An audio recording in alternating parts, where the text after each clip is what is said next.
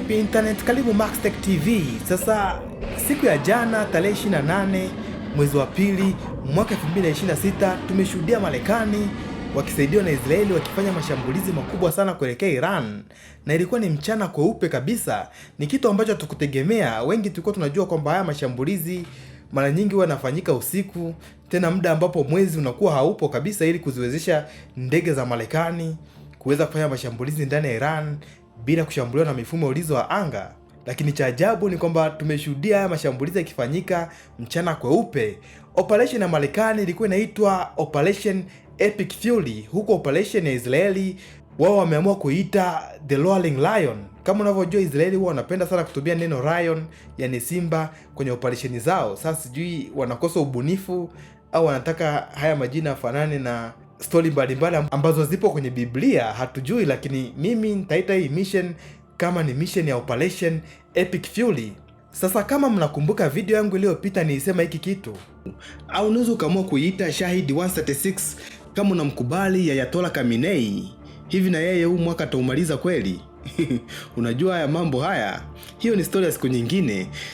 Sasa kutokana na taarifa ambazo tayari Iran wenyewe wameshazithibitisha ni kwamba kiongozi wao mkubwa huyu Supreme Leader Ali Khamenei ameshafariki dunia kutokana na lile shambulizi la Israeli lililofanywa kwenye makazi yake, au sijui ni ofisi yake ambapo alikuwa anakaa, lakini hili shambulizi limefanikiwa kumuua kiongozi mkuu wa Iran.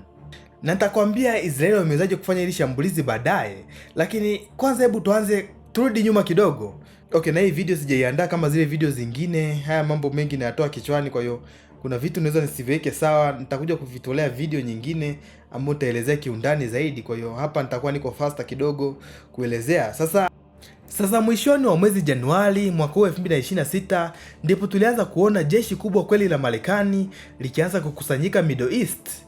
Na ukubwa wa hili jeshi ambalo lilikuwa linakusanyika Middle East ni zaidi hata wa lile jeshi la Marekani lililokusanyika mwaka 2003, kipindi kile walipokuwa wanataka kuivamia Iraq. Kwa hiyo wengi tulikuwa tunajua kabisa lazima mashambulizi yatatokea hapa, hata kama mazungumzo mbalimbali yalikuwa yanaendelea kuhusiana labda na mambo haya ya nuclear, lakini pia masuala ya makombora ya ballistic ya Iran. Lakini pia kama unakumbuka muda ule kulikuwa kuna maandamano ambayo yalikuwa yanatokea ndani ya Iran na serikali ya Iran, watu wengi walikuwa wanaisema kwamba imeua waandamanaji. Kwa hiyo haya ndio mazungumzo yaliyokuwa yanaendelea, huku Marekani wakiendelea taratibu kujenga jeshi lao karibu ya Iran. Kwa mfano, tarehe 26 mwezi Januari mwaka 2026 USS Abraham Lincoln, hii ni carrier strike group, ilifika kwenye Arabian Sea.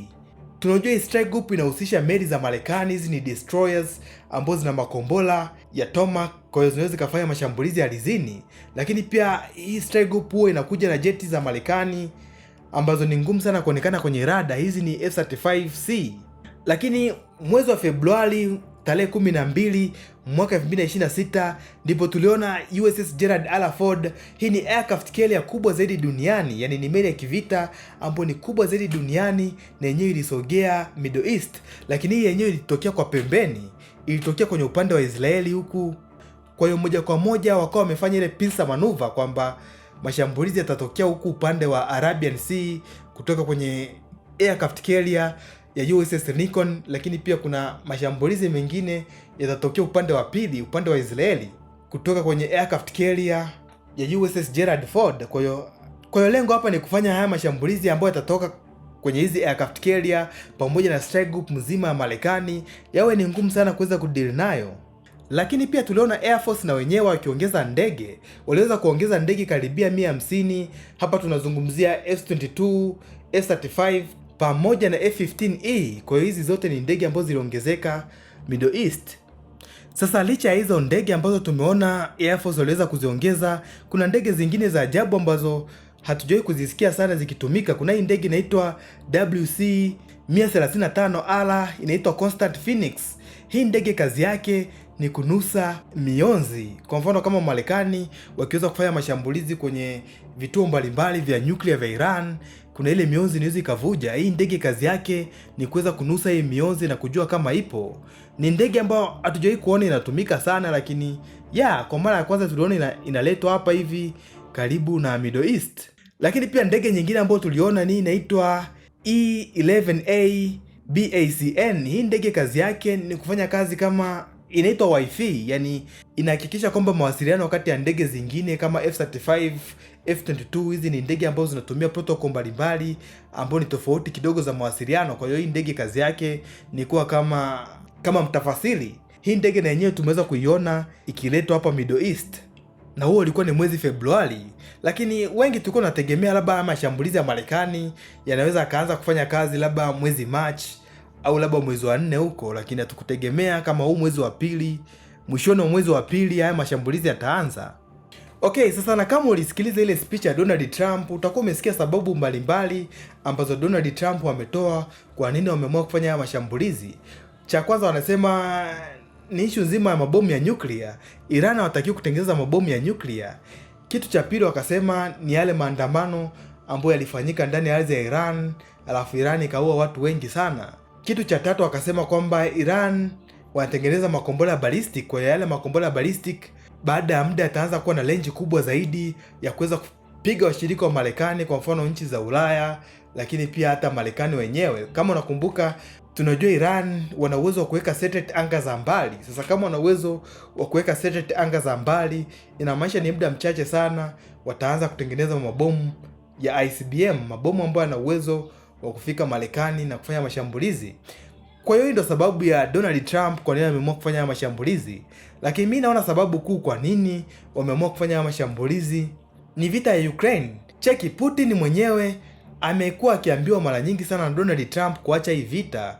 Kwa hiyo kitu anachofanya sasa hivi ni kuhakikisha kwamba Putin kadri anavyozidi kuendeleza hii vita Ukraine, aendelee kupata hasara kubwa sana, aendelee kupoteza marafiki. Ilianza kwa Assad wa Syria, ikaja Maduro wa Venezuela, sasa hivi wanashughulika na Cuba, lakini pia na Iran sasa hivi. Kwa hiyo inamaanisha kwamba baada ya hizi vita sana na Iran, kuna makombora mbalimbali tayari Iran alikuwa ameshaanza kuweka order, anataka kuyanunua.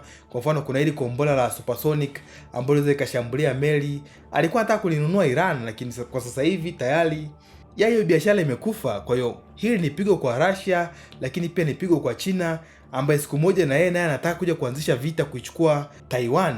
Tutaongea baadaye kidogo kuhusiana na hiki kitu ambacho kitakuja kutokea baadaye, lakini kwanza hebu tuanze kucheki hili shambulizi la tarehe 28 mwezi Februari mwaka 2026. Sasa kama kawaida, shambulizi la Marekani huwa linaanza na makombora ya Tomahawk.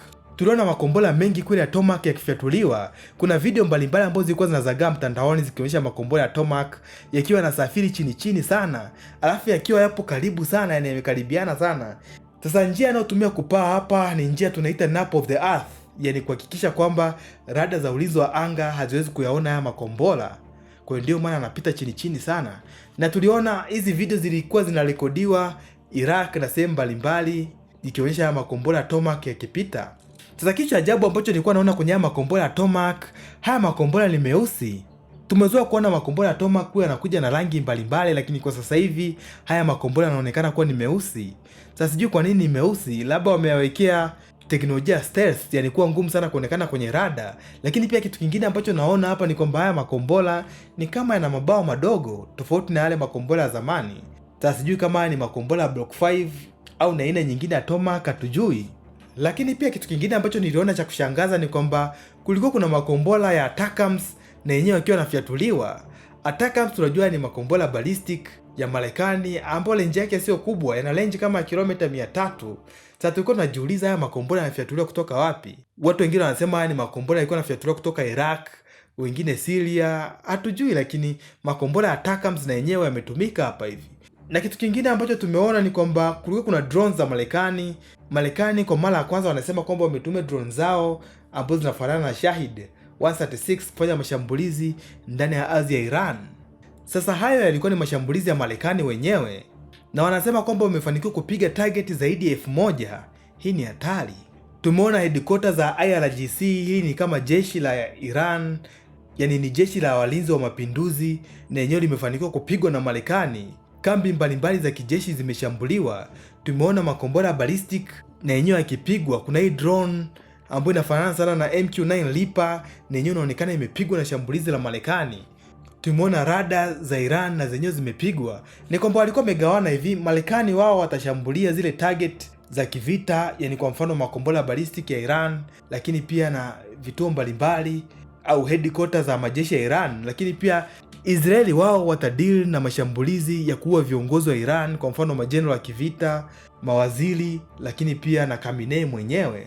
Sasa ndege za kivita za Israeli wanasema kwamba wametumia ndege karibu 200 jeti za kivita, na hii ndio graphic ambayo inaonyesha ndege za Israeli zikitoka Israeli zikipitia Syria na kuingia ndani ya Iran. Kuna video ambayo inaonyesha kabisa ndege za Israeli zikipita juu ya anga la Syria.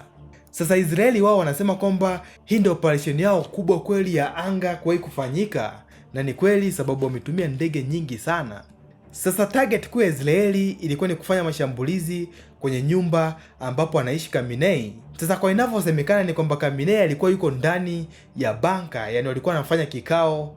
Israeli inaonekana walipata intelijensia, ndio maana wakaamua kuanzisha haya mashambulizi sasa hivi, sababu tunajua Israeli wao ndio walikuwa wa kwanza kufanya mashambulizi, afu ndo baadaye Marekani wakaanza kufanya mashambulizi. Kwa Israeli wao ndio walipata intelijensia kwamba kuna kikao kinafanyika cha viongozi wakubwa wa Iran, na kiwepo Khamenei na yeye mwenyewe. Sasa na hiki kikao ilikuwa inasemekana kwamba kinafanyika kwenye ofisi ya Khamenei, na ofisi ya Khamenei ndani yake ilikuwa ni handaki. Sasa kwa Israeli wao wanavyoeleza ni kwamba ile handaki ndani yake kulikuwa kuna mahandaki mengi zaidi, kwa hiyo hauwezi ukapiga handaki moja bila kujua handaki gani yupo. Kwa hiyo walikuwa wanatakiwa kupata intelijensia ya kutosha kujua ni handaki gani haswa huyu Khamenei yupo, na hapo ndipo wakaanza kufanya mashambulizi kwenye ile handaki. Sasa wanasema kwamba ni mabomu karibu 30 yalidondoka kwenye nyumba ya Khamenei, na haya mabomu ni yale mabomu bunker busters, yani yale mabomu kwa ajili ya kulipua maandaki. Sasa kitu cha kushangaza ambacho mimi nashangaa ni kwamba msafara wa ndege karibu 200 zinatoka Israeli hadi zinakuja kumpiga kiongozi wa Iran. Inamaanisha kwamba Iran walikuwa hawana early warning yoyote ile, rada zao hazikuweza kuona kabisa. Lakini pia tunajua kabisa kwa upande wa Hezbollah wao walikuwa na rada ambayo inaweza ikadetect ndege za Israeli zikiwa zinaanza safari kuelekea Iran. Kwa hiyo walikuwa wanaweza kutoa taarifa na kuambia Iran waanze kujiandaa kama mashambulizi yanakuja. Sasa ni jambo la ajabu sababu Israeli waliweza kuharibu ile rada kipindi kile walivyokuwa wanafanya mashambulizi. Kwa hiyo ni kusema kwamba hawakuwa na uwezo wa kuwapa Iran taarifa mapema kwamba msafara wa ndege za kivita za Israeli unakuja kuwashambulia. Sasa mara ya kwanza nilipoona hizi picha za satellite ambazo zimepigwa zikionyesha ofisi ya Ali Khamenei, nilikuwa nashangaa sana sababu niliona kuna mashimo kama 3 makubwa sana. Na haya mashimo ni kama yale mashimo ambayo yalitokea Fordo kwenye ile operation Midnight Hammer, au kule Isfahan ambapo Marekani walifanya mashambulizi kwa kutumia kombora kubwa sana la kulipua maandaki. Hili ni GBU-57. Kwa nikajua huenda hii ilikuwa ni kazi ya Marekani, lakini baadaye Israeli walikuja wakasema kwamba hii ni kazi yetu. Wao ndo walidondosha mabomu ya bunker busters. Sasa kwa kuwa ni Israeli, tunajua kuweza kutumia yale mabomu makubwa ambayo Marekani wanaweza kuyatumia na wanaweza kuyadeploy kwa kutoka kwenye hii ndege ya B2 Spirit. Na B2 Spirit huwa haiwezi kuoperate mchana kweupe kabisa. Sawa, inaweza, lakini huwa ni riski sana.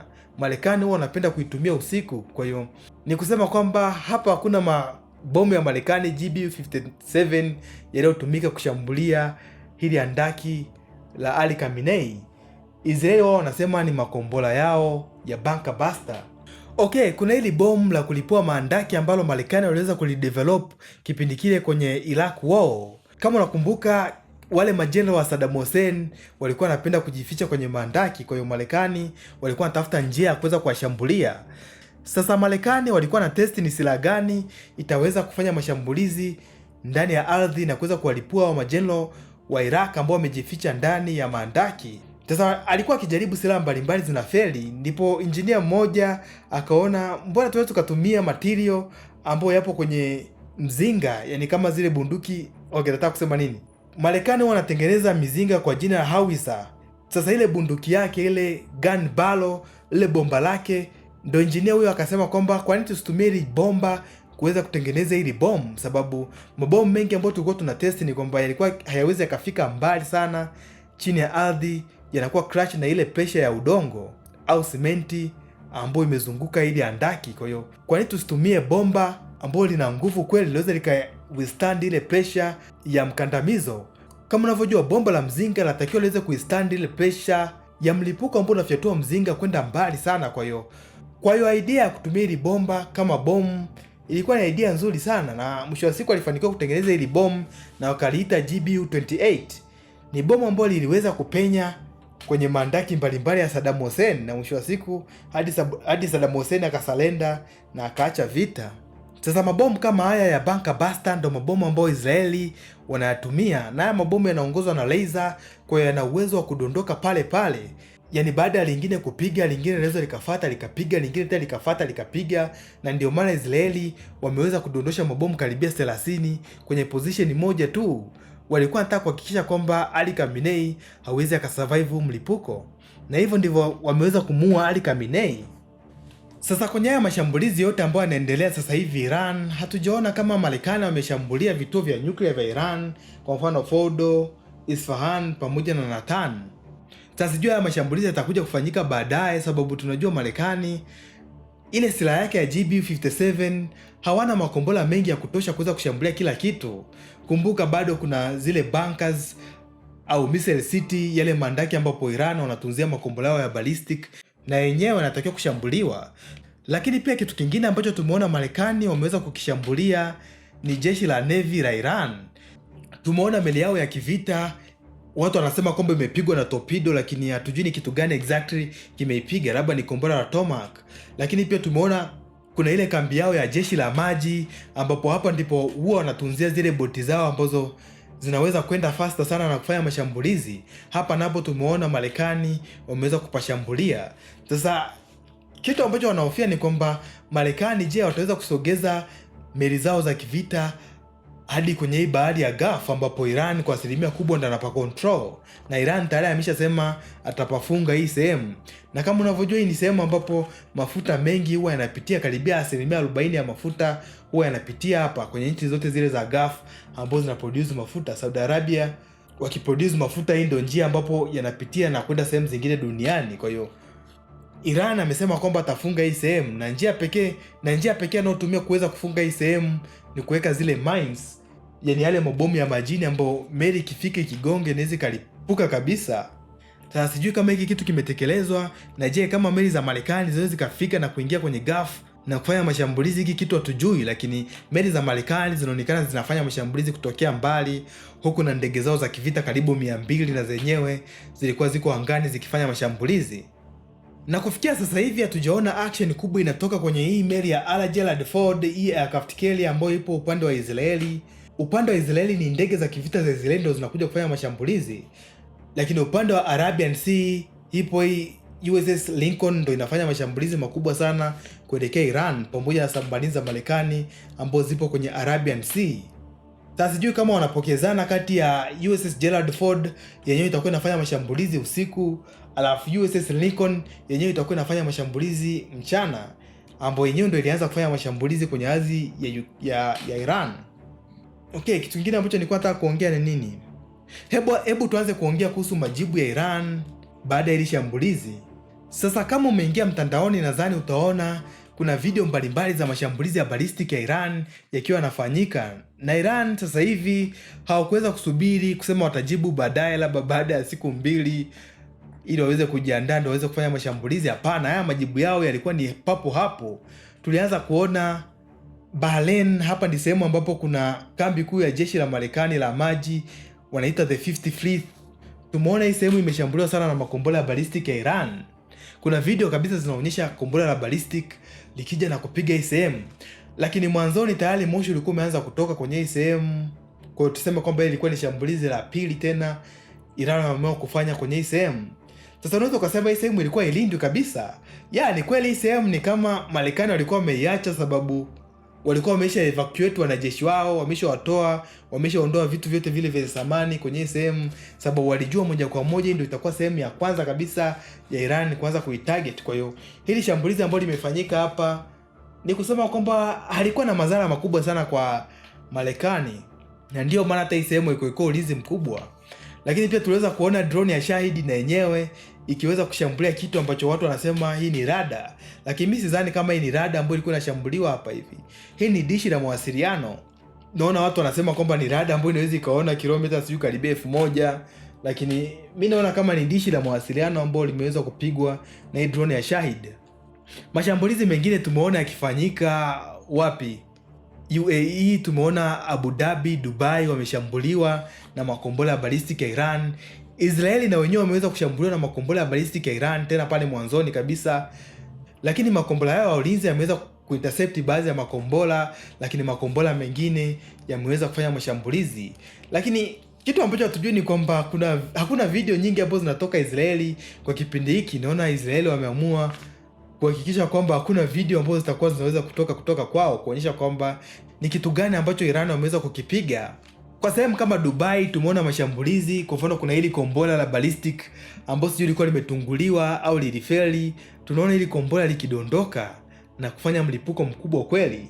Sasa sijui kama hili kombora lilikuwa intercepted au la, lakini ukiingia mtandaoni kuna video nyingi za Patriot ikijaribu kuintercept makombora ballistic. Kwa mfano kuna hii video hapa ya Patriot ikijaribu kuintercept hili kombora la ballistic. Hapa ni Al Udeid Airbase ambayo ipo Qatar. Tunaona kombora la ballistic la Iran linakuja. Alafu tunaona makombora mawili ya Patriot yakifatuliwa kulilenga hili kombora. Na haya makombora ya Patriot tunaona kama yalitafuta hili kombora na hili kombora lilikuwa mbali sana. Tunaona milipuko miwili ya Patriot, tunaona ni kama hii milipuko ya Patriot ni kama imelimisi hili kombora au imelipiga kwa nyuma. Sababu tunaanza kuona kuna moto fulani unatoka kwa nyuma, inamaanisha kwamba ni damage tayari, hili kombora limeshawekewa damage na haya makombora ya ulinzi wa anga ya Patriot. Lakini tunaona Patriot baada ya kuona hili kombora imeweza kulimiss, inafyatua kombora lingine tena la ulinzi wa anga likijaribu kulintercept hili kombora, na tunaona hili kombora linapita chini ya hili kombora la ballistic la Iran, na mwisho wa siku hili kombora la ballistic la Iran linadondoka kwenye target yake. Sasa sijui kama ni target yake ya kweli, lakini hili kombora limefika chini. Sasa watu wakawa wanasema hii ni failure ya Patriot, lakini mimi kitu ninachokiona hapa ni kwamba hakuna interception zile za exo atmosphere zikifanyika. Tunajua Marekani wameamua kutegemea sana mfumo wa ulinzi wa anga wa Patriot kuweza kushambulia makombora ya ballistic ya Iran. Na Patriot hii ni layer kama ya chini zaidi ya kushambulia makombora ya ballistic ya Iran. Ingekuwa ni muhimu kwa mfano wangekuwa na third terminal high altitude area defense system au mfumo kama Arrow wa Israeli ambao unaweza kushambulia makombora yakiwa juu sana. Kitu ambacho Iran wanafanya kuweza kulenga hizi target kwa ufanisi zaidi ni kutumia makombora yao ya long range. Haya makombora yanaenda juu sana alafu yanaanza kurudi chini. Kwa hiyo usipokuwa na uwezo wa kuyashambulia akiwa juu zaidi na maisha yakija hapa chini, Patriot itapata tabu sana kuweza kuyashambulia. Kwa mifumo ya ulinzi wa anga aina ya THAAD ni kama haipo ya kutosha kwenye ukanda wa Middle East. Marekani wana THAAD chache, kwa hiyo ndio maana inakuwa ni ngumu sana kuweza kuwalinda washirika wake, kwa mfano Qatar, Saudi Arabia, Israeli wenyewe wanaweza kujilinda sababu wana Arrow 3 na Arrow 2. Hii ni mifumo ya ulinzi wa anga ambayo inaweza kufanya zile exo atmosphere interception, lakini kitu ambacho tunamisi hapa ni zile exo atmosphere interception kwenye nchi za Gulf. Tumeona nchi karibia zote za Gulf zimepigwa. Sijaona kama Oman imepigwa. Nimeona Saudi Arabia, nimeona UAE, nimeona Dubai, Abu Dhabi. Kitu ambacho kinafanyika hapa ni kwamba Iran anataka kuhakikisha kwamba utawala wake unaweza ukasurvive. Sasa atawezaje kufanikisha hiki kitu? Ni kuhakikisha kwamba anafanya pressure iwe kubwa sana kwa marafiki wa Marekani au ma-allies wa Marekani, ili hawa sasa ndio waweze kumforce Marekani aweze kuacha hii vita. Sababu akiacha hii vita inamaanisha kwamba uongozi wa Iran utaweza kusurvive. Na hiki ni kitu ambacho Donald Trump alisema kwamba anataka kuipindua serikali ya Iran kutoka madarakani. Swali ni je, ataweza au anaweza kaacha vita sasa hivi baada ya kumuua Ali Khamenei? Kuna hii video nyingine ikionyesha drone ya Shahid ikifanikiwa kulenga hoteli ambayo ipo Dubai. Dubai tulikuwa tunataka kuona kama ni sehemu ambapo panaweza pakashambuliwa na Iran, lakini Iran wao wanasema kwamba tunashambulia interest zote za Marekani ambazo zipo kwenye ukanda. Na kuna video nyingine ambayo imerekodiwa Kuwait ikionyesha Patriot ikishambulia sijui ni drone au ni kombora la ballistic karibu sana. Alafu tunasikia huyu jamaa anasema kaboom. Hebu sikia hii video.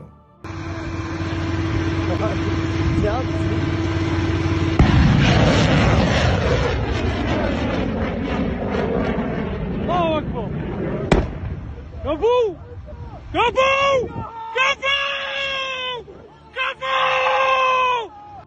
Patriot inapiga kazi kweli kweli, lakini kulingana na volume lakini pia na tekniki ambayo Iran wanatumia, makombora mengi yanafanikiwa kupiga target zake. Tunaona Iran sasa hivi wanatumia yale makombora ya masafa marefu zaidi ya ballistic kuliko kutumia yale makombora ya masafa mafupi.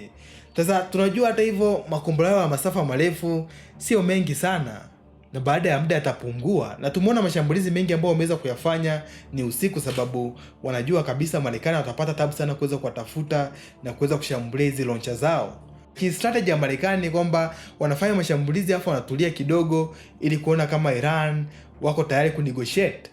Lakini pia kitu cha ajabu ambacho nakiona kwenye hii vita, kuna jeshi ambalo Marekani walishambulia sana. Hawa ni Al-Tesh. Sijui ni Al-Tesh, lakini kuna ile jeshi ambayo zamani kazi yake ilikuwa ni kumlinda king wa Iran. Kama unavyojua zamani Iran walikuwa wanaongozwa na utawala wa kifalme, lakini walivyokuja hawa kina Ayatollah Khamenei ndo akamtoa huyo mfalme madarakani na wakaingia wao. Sasa kuna wale walinzi wa ule ufalme wa Iran, hawa sioni kama Marekani wanawashambulia, na hawa labda ndo wanaweza wakaichukua nchi kama IRGC hawataichukua nchi. Inasemekana kwamba tayari kuna yule successor au mteule ambao alikuwa ameteuliwa na Ayatollah Khamenei, baada yeye ataweza kulisi. Sasa kwa sheria za Kiislamu ni kwamba nchi haiwezi kukaa siku 3 bila kiongozi. Kwa hiyo hivi karibuni wanaweza wakatangaza kiongozi mpya. Sasa je, haya mashambulizi ya Marekani na Israeli yataweza kuondoa utawala wa Iran kutoka madarakani na kumweka mtu mwingine, labda yule mtoto wa mfalme wa Iran ambaye alikimbilia Marekani au sijui yuko nchi za Ulaya? Je, huyu anaweza akarudi na kuitawala Iran? Hatujui kabisa. Lakini kwa inavyoonekana ni kwamba kuna kiongozi mmoja ambao akiingia madarakani anaweza akanegotiate na Trump, hii vita ikaisha, na Trump anaweza akasema kwamba wao wameshinda vita. Lakini sidhani kama na uwezo wa kutoa uongozi wa Iran madarakani bila kufanya mashambulizi ardhini. Nilikuwa nasikia kwamba Waarabu wanasema wanaweza wakafanya mashambulizi ardhini, yaani wanaweza wakakusanya jeshi na kufanya mashambulizi. Sasa sijui kama hiki kitatokea, hiki kitu kama hiki kitatokea, lakini hizo ni idea za muda mrefu. Okay, story nyingine hapo nimepata sasa hivi muda huu tu ni kwamba kuna jeti moja ya Marekani, hii ni F-15E, imeanguka ndani ya Kuwait. Lakini pia wamesema kuna ndege zingine na zenyewe zimeanguka, lakini hazijulikani ni ndege gani. Bado uchunguzi unaendelea kufanyika. Sasa Iran wao wanasema kwamba haya ni mashambulizi yao ya ulinzi wa anga, yani kombora lao ulinzi wa anga ndio limetungua hizi ndege. Lakini shida ni kwamba hizi ndege tunajua zimeanguka Kuwait. Na Kuwait, kutoka Kuwait hadi Iran ni umbali wa kilomita karibia 1000 na kitu.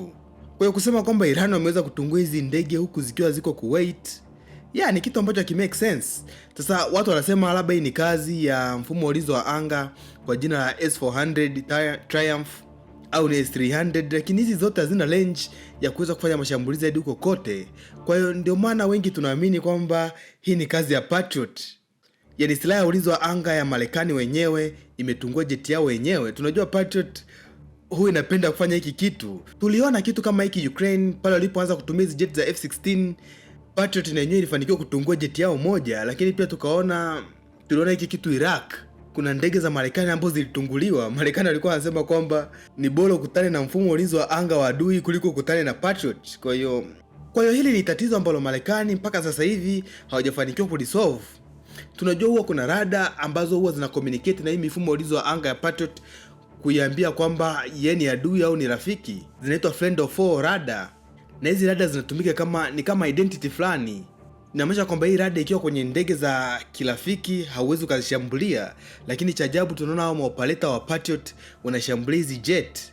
Sasa sijui ni nini huwa kinatokea. Watu wengine wanasema labda ni jamming huwa inafanyika. Hatujui, lakini hili huwa ni tatizo kubwa. Na kitu kingine ambacho nimeona hivi karibuni watu wanaongea sana ni kwamba Iran wamefanikiwa kushambulia carrier ya Marekani kwa makombora 4 ya ballistic. Hii ni carrier ya USS Abraham Lincoln. Wanaweza wakawa wamefanya mashambulizi kweli, lakini hatuna uhakika kama wamefanikiwa kuipiga hii carrier.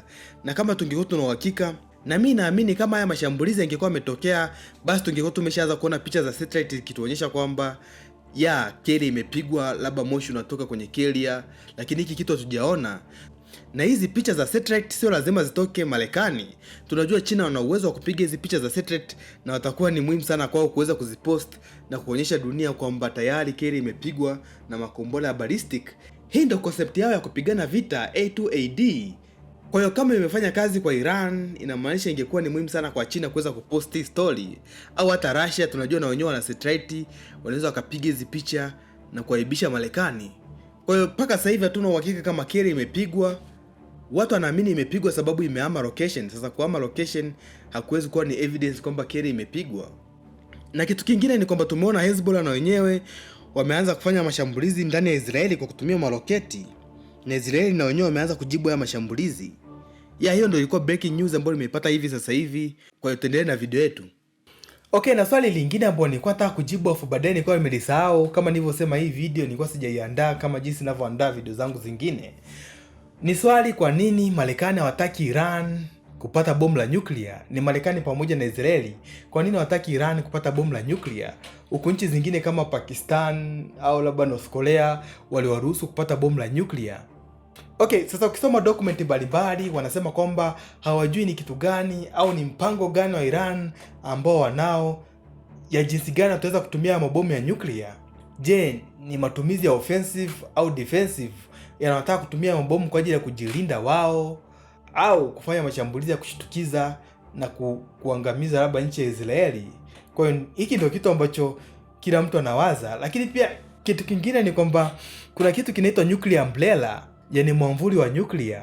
Sikumbuki ilikuwa ni mwaka gani, lakini CIA waliweza kupata information kwamba Taiwan na wao wanataka kutengeneza bomu la nyuklia.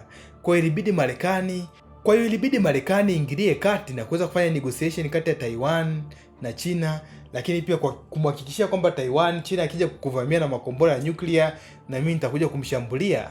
Nchi kama Japan na yenyewe ilihakikishiwa kwamba siku moja China au labda North Korea akitumia mabomu yake ya nyuklia kukushambulia, basi na mimi nitakuja kumshambulia, mimi nikimaanisha Marekani. Lakini pia hivyo hivyo na South Korea. South Korea tunajua jirani yake ambao ni North Korea ana mabomu ya nyuklia, lakini North Korea na wao walikuwa wanataka kutengeneza bomu la nyuklia.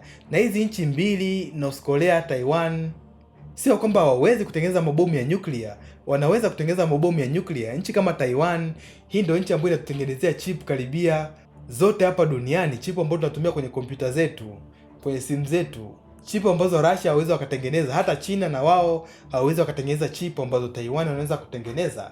Kwa hiyo issue ya kutengeneza mabomu ya nyuklia kwao ingekuwa rahisi sana. Alafu kitu kingine ni kwamba kuhusu siri labda za haya mabomu ya nyuklia, kuna nchi ambazo zipo tayari kukuzia. Nchi kama Pakistan, ukiwapa hela tu kidogo, wanakuuzia hizi siri za kutengeneza mabomu ya nyuklia. Kwa hiyo sio ngumu sana. Hizi nchi zilikuwa zinaweza kutengeneza mabomu ya nyuklia na kuweza kutumia kujilinda dhidi ya madui zao, kwa mfano Taiwan, China, lakini pia South Korea na North Korea. Kwa hiyo ili hizi nchi ziache kutengeneza mabomu ya nyuklia, Marekani ilibidi iweze kuahidi hizi nchi kwamba siku mkishambuliwa na mabomu ya nyuklia na mimi nitakuja kushambulia hizi nchi na mabomu ya nyuklia. Na sio tu kutoa ahadi tu, hapana.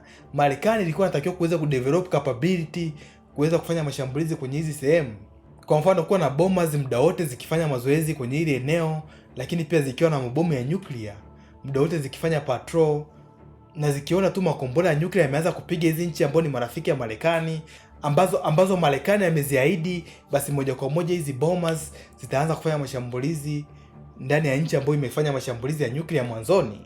Kwa hiyo hii ndio ilikuwa concept nzima ya nuclear umbrella, yani mwamvuli wa nyuklia. Nchi zote ambazo zitakubaliana na Marekani zitakuwa zipo kwenye nuclear umbrella. Kwa hiyo zenyewe hazitatakiwa kutengeneza mabomu ya nyuklia, zitatakiwa kutegemea mabomu ya nyuklia ya Marekani kuwa yatafanya kazi.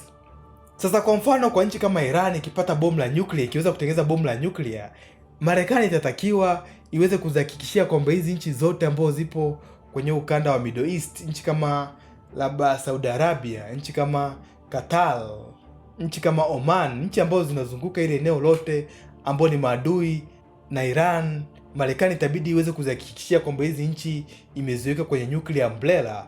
Kwa inamaanisha kwamba Marekani itatakiwa iweze kudeploy mabomu yake ya nyuklia mengine kwenye ukanda wa Middle East ili kuhakikisha kwamba hizi nchi zinalindwa, ili hizi nchi zisiweze kutengeneza mabomu yao ya nyuklia ili kujilinda dhidi ya mabomu ya nyuklia ya Iran. Kwa hiyo ndio maana Marekani hawataki kikitu, hawataki kuwa kuna nuclear umbrella tena Middle East. Itawagharimu hela nyingi sana kuweza kutengeneza hii nuclear umbrella ya kuweza kutimiza matakwa hizi nchi kama Saudi Arabia, UAE na nchi zingine ambazo zipo kwenye ukanda. Kwa hiyo ndio sababu kwa nini Marekani hawataki Iran kupata mabomu ya nyuklia. Lakini pia Israeli na wao wana sababu zao. Sababu yao kuu ni kwamba wanahisi Iran wanaweza wakatumia mabomu ya nyuklia kuwatishia